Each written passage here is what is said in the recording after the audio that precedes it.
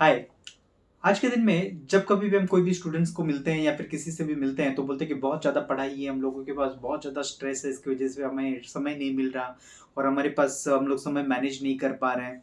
तो ज़्यादा करके ऐसे होता है कि जो एक्चुअल में ज़्यादा पढ़ाई नहीं करते हैं या फिर हम लोग बोल सकते हैं कि जो ज़्यादा पढ़ाई को इग्नोर करते हैं वो सबसे ज़्यादा बिजी होते हैं। एक्चुअल फैक्ट्स के ऊपर हम लोग नज़र डालेंगे, उसके अलावा हम लोग देखेंगे कि अगर आपके पास आप सचमुच पढ़ाई कर रहे हैं तो आप पढ़ाई किस तरीके से करें। हाँ, दो तरीके से पढ़ाई होती है। एक हम लोग जहाँ पे बहुत ज़्यादा हार्डवर्क डाल देते हैं या फिर दूसरे तरीके का पढ़ाई होता है जिसमें हम लोग स्मार्ट स्टडी बोलते हैं। तो ये दो तरीके से पढ़ाई करा जाता है। उसी तरीके से हम लोग टाइम जो हमारे पास होता है, जो बच्चे बोलते हैं कि आज मुझे समय नहीं मिल रहा है, मैं बहुत ज़्यादा बिज़ी हूँ। तो ऐसे बच्चों के लिए ख़ास करके आज का वीडियो बनाया हुआ है कि जिसमें हम लोग देखेंगे कि हम लोग समय को या फिर टाइम को किस तरीके से मैनेज किया जाए या फिर किस तरीके से मैनेज करना चाहिए ताकि हमारे पास मैक्सिमम टाइम भी अवेलेबल रहे हमारी पर्सनल यूटिलिटीज़ के लिए। उसके अलावा एक्चुअल जो टास्क है हम लोगों को जो पढ़ाई होता है, पढ़ाई करने के लिए किस तरीके से टाइम को डिवोट करा जाए ताकि हम लोगों का समय भी पूरा यूटिलाइज़ हो जाए, पढ़ाई भी अच्छी तरीके से हो जाए और जो हम लोगों को डेली रूटीन में कुछ करना है वो भी सॉल्व हो जाए। तो इसलिए हम लोग आज के पूरे दिन में बात करने वाले हैं कि हम लोग पढ़ाई को टाइम के साथ में कैसे मैनेज करा जाए या फिर हम लोग टाइम किस तरीके से मैनेज करा जाए पढ़ाई करने के लिए। तो चलो देखते हैं। लेकिन अगर उसके पहले अपने अगर चैनल को सब्सक्राइब नहीं करा हुआ तो चैनल को अभी सब्सक्राइब कर लीजिए ताकि इस तरीके का इन्फॉर्मेशन, इस तरीके के वीडियोस आपके पास आते रहे और आप इसका पूरा पूरा बेनिफिट उठा सके। तो चालू करते हैं। हम लोग देखिए, जो भी आपको दिन भर के समय में टास्क होते हैं, बेसिकली हम लोगों का समय जाता कहाँ है? हम लोगों का समय जो जाता है, हमारे पास दिन भर के जो भी रूटीन होते हैं या फिर जो भी टास्क होते हैं या फिर जो कुछ भी पढ़ाई होता है, उसको करने में हम लोगों का पूरा समय जाता है। तो जो पढ़ाई हम लोगों को करना होता है, अगर हम लोगों को उसको 4 कैटेगरीज़ में अगर डिवाइड कर लें, तो हम लोग जो है हमारी पढ़ाई को काफ़ी आसानी से और अच्छी तरीके से कर सकते हैं। तो अगर हम लोग 4 कैटेगरीज़ में अगर डिवाइड करना चाहते हैं, तो किस तरीके से कर सकते हैं? आप ऐसा कर सकते हैं, उसको 4 कैटेगरीज़ में इस तरीके से डिवाइड करिए। सबसे पहला जो कैटेगरी है, हम लोग बोल सकते हैं कि जो बहुत ज़्यादा इम्पोर्टेंट है, मतलब आप उसको अवॉइड ही नहीं कर सकते। आपको कुछ भी करके करना ही ज़रूरी है, इस तरीके का पढ़ाई होता है। दूसरा कैटेगरी इस तरीके का होता है कि करना ज़रूरी है, लेकिन अभी इमीडिएटली करना ज़रूरी नहीं है। करना ज़रूरी है, लेकिन अभी इमीडिएटली करना ज़रूरी नहीं है। हम लोग समय के साथ में भी कर सकते हैं या कोई थोड़ी देर के बाद भी कर सकते हैं। कुछ पढ़ाई इस तरीके की होती है, जिसको हम लोगों को अभी करना भी ज़रूरी नहीं है और उसको बाद में भी करा जा सकता है। मतलब इमीडिएटली करना ज़रूरी नहीं है, उसको बाद में भी कर सकते हैं और करना भी ज़रूरी होता है, जो कि exam point of view important होता है। और चौथे टाइप का जो कैटेगरी होता है, हम लोग उस तरीके का पढ़ाई बोल सकते हैं कि जो अगर हम लोग ओमिट भी कर दें या फिर अगर नहीं भी करें तो भी हम लोगों का पर्पज़ या फिर काम जो है सॉल्व हो सकता है, इस तरीके का भी कुछ पढ़ाई होता है।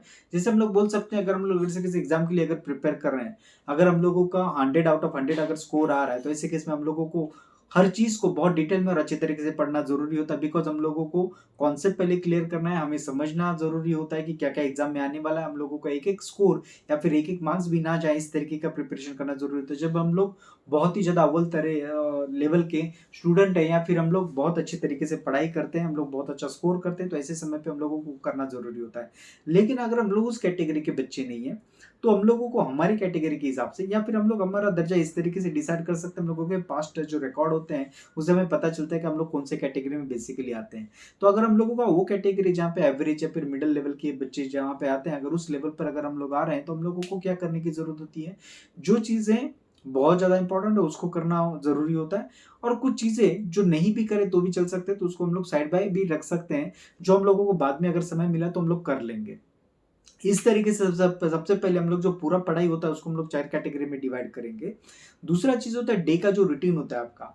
डे का रूटीन हम लोग 8 बाय 8 फॉर्मूला यूज़ कर सकते हैं, जिसमें हम लोग बोल सकते हैं सवेरे जब हम लोग उठते हैं तो उठने के बाद हम लोग पूरा लिस्ट डाउन करेंगे कि पूरे दिन में हम लोगों को क्या-क्या पढ़ाई करना है, उसको किस तरीके से कैटेगराइज़ करना है। हम लोगों को बोर ना हो तो मल्टीपल सब्जेक्ट्स कैसे स्वैप करने चाहिए एक दिन में। एक दिन में मल्टीपल सब्जेक्ट स्वैप करने का मतलब ऐसे होता है कि अगर जैसे हम लोग कोई एक ही सब्जेक्ट अगर लेकर बैठ जाएँ, तो बैठने के बाद वो करना तो अच्छा होता है, लेकिन बहुत सारे बच्चों का मन नहीं लगता है, जहाँ पे वो बीच में बोर होना चालू हो जाता है। तो अगर आपके साथ में अगर कुछ हो रहा है, तो आपको क्या करने की ज़रूरत है? आपको सब्जेक्ट को चेंज करने की ज़रूरत पड़ती है। तो आप उसको सब्जेक्ट स्वैप कर सकते हैं और 8 बाय 8 फॉर्मूला के अनुसार आपको क्या करने की ज़रूरत है? सबसे पहले 8 बजे आप उठ के पूरा लिस्ट डाउन करेंगे कि आपको पूरे दिन भर में क्या-क्या करना है। और रात में 8 बजे सोने से पहले आपको देखने का ज़रूरत है कि जो आपने मॉर्निंग में लिस्ट डाउन करा हुआ था उसमें से आपने कितना चीज़ें करी हैं कंप्लीट और कौन सी चीज़ें नहीं करी हुई है। अगर नहीं करी हुई है तो उसके सामने रीज़न लिखिए कि आपने क्या रीज़न की वजह से नहीं करी हुई है। अगर कोई रीज़न ऐसा है तो उसको फाइंड आउट करिए कि क्या वो रीज़न को हम लोग अवॉइड कर सकते थे क्या? अगर अवॉइड कर सकते थे कि नेक्स्ट डे पे जब आप सेम रीज़न की वजह से अगर कहीं पे फँस जाएँ तो आपको पहले से सॉल्यूशन पता हो कि इस चीज़ को हम लोग किस तरीके से अवॉइड कर सकते हैं। होप आप समझ पा रहे हैं मैं क्या बोलने की कोशिश कर रहा हूँ। मैं बोलने की कोशिश ये कर रहा हूँ कि जब कभी भी आपका दिन भर का टास्क अगर कंप्लीट नहीं होता है तो डे के एंड में आप उसको टिक करिए पहले तो कि आपने क्या-क्या काम करा हुआ है और जो काम आपका बचा हुआ है या फिर जो कुछ भी काम आप नहीं कर पाए तो उसके सामने रीज़न लिखिए कि आपने ये चीज़ क्यों नहीं कर पाए। तो अगर जो भी रीज़न्स होते हैं, अगर वो रीज़न इतनी ज़्यादा वैलिड है कि हाँ भाई आप उसको अवॉइड ही नहीं कर सकते थे, तो बात समझ में आता है, हाँ ठीक है कि अवॉइड ही नहीं कर सकते थे, तो हम लोग वो नहीं कर पाए। लेकिन बहुत बार हमारे साथ में ऐसे होता है कि कुछ रीज़न्स ऐसे होते हैं जिसको हम लोग अवॉइड भी कर सकते थे। मतलब बिना मतलब कि हम लोगों ने वहाँ पे उसको टाइम वेस्ट कर दिया। जैसे फॉर एग्ज़ाम्पल फ्रेंड अचानक से आ गया और फ्रेंड ने बोला कि चलो भाई कहीं पे जाते हैं या फिर कुछ इमरजेंसी में उसको कहीं पे जाना है, तो उसके साथ में चले गए, हम लोगों का टाइम वेस्ट हो गया। तो इस तरीके से अगर हम लोग एक्चुअल में अगर देखा जाए तो ऐसी कुछ चीज़ें होती हैं जिसको हम लोग अवॉइड कर सकते हैं। अगर मैं दूसरा एग्ज़ाम्पल दूँ कि आपका कुछ ऐसा इमरजेंसी आ गया कि आप पढ़ाई कर रहे थे, आप जैसे कि लैपटॉप या कंप्यूटर का यूज़ कर रहे थे और आपके घर के इलेक्ट्रिसिटी चला गया। तो वो तो आप अवॉइड नहीं कर सकते because it was not under your control, मतलब आपके कंट्रोल में नहीं था वो चीज़। तो वो चीज़ समझ में आता है कि हाँ, चलो ठीक है, उसकी वजह से आपका टाइम जो वेस्ट हो गया वो समझ में आता है। लेकिन हर चीज़ ऐसा नहीं होता है। तो बहुत सारी चीज़ें जो होती हैं वो कंट्रोल में आ सकती है और हम लोग उसको आसानी से कर सकते हैं। तो हम लोग जैसे बिगिनिंग में बात कर रहे थे कि जो लोग बोलते हैं कि मेरे पास समय नहीं है और मैं पढ़ाई में बहुत ज़्यादा व्यस्त हूँ, इसकी वजह से मैं ये नहीं कर पा रहा हूँ, मैं सारे सब्जेक्ट्स नहीं कवर कर पा रहा हूँ या फिर सारे क्वेश्चंस नहीं कर पा रहा हूँ। तो ये जनरली उन्हीं लोगों के साथ में होता है, जो एक्चुअल में पढ़ाई नहीं करना चाहते। तो जो पढ़ाई एक्चुअल में करना चाहते हैं, वो लोग किसी भी तरीके से जो है अपना समय निकालते हैं और समय निकाल के आसानी से पूरा का पूरा टाइम यूटिलाइज़ करके, प्रॉपर शेड्यूल करके पढ़ाई को कर लेते हैं।